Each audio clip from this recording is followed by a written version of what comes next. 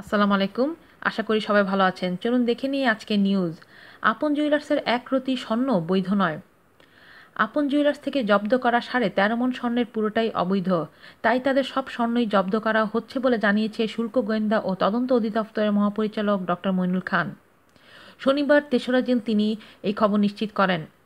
মইনুল খান জানান, আপন জুয়েলার্সের 5টি শোরুম থেকে 13.5 মণ স্বর্ণ আনুষ্ঠানিকভাবে জব্দ করা হচ্ছে, কেননা বিগত 20 দিনে আপন জুয়েলার্স শুল্ক গোয়েন্দাদের কাছে কোনো বৈধ কাগজপত্র দেখাতে পারেনি। এজন্য তাদের জব্দকৃত স্বর্ণ ও ডায়মন্ড পুরোপুরি জব্দ করা হচ্ছে। রোববার সকাল 9টায় সংশ্লিষ্ট সবার উপস্থিতিতেই এই স্বর্ণ জব্দ পর্ব সমাধা হবে।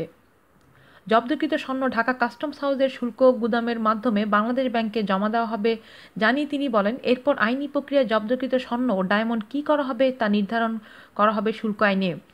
তিনি আরও বলেন, আপন জুয়েলার্সকে তাদের বৈধ কাগজপত্র দেখাতে বা আত্মপক্ষ সমর্থনে 3বার শুনানির সুযোগ দিলেও তারা কোনো প্রকার বৈধ কাগজপত্র দেখাতে পারেনি।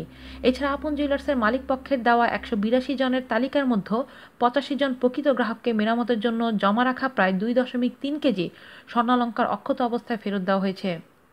এর আগে মঙ্গলবার আপন জুয়েলার্সের জব্দকৃত 13.5 মণ স্বর্ণ ও ডায়মন্ডের বিষয়ে প্রায় 125 কেজি স্বর্ণের কাগজপত্র দেয়। যে স্বর্ণগুলো ব্যাগের সুবিধায় আনা হয়েছে সেই সব স্বর্ণের কাগজপত্র দেয় আপন জুয়েলার্স। শুধু তাই নয়, আপন জুয়েলার্স 125 কেজি স্বর্ণের বিষয়ে 625 জন গ্রাহকের তথ্য দেয়, কিন্তু ব্যাগের সুবিধায় আনা স্বর্ণ শুধুমাত্র গ্রাহক তার নিজের ব্যবহার করার জন্য স্বর্ণগুলো আনতে পারবেন। সেখানে আপন জুয়েলার্স দেখিয়েছে গ্রাহকের আনা স্বর্ণগুলো তারা ক্রয় করেছেন, ফলে শুল্ক গোয়েন্দা গ্রাহকের কাগজপত্রগুলো চেকিং করে দেখছে তথ্যগুলো সম্পূর্ণ ভুল।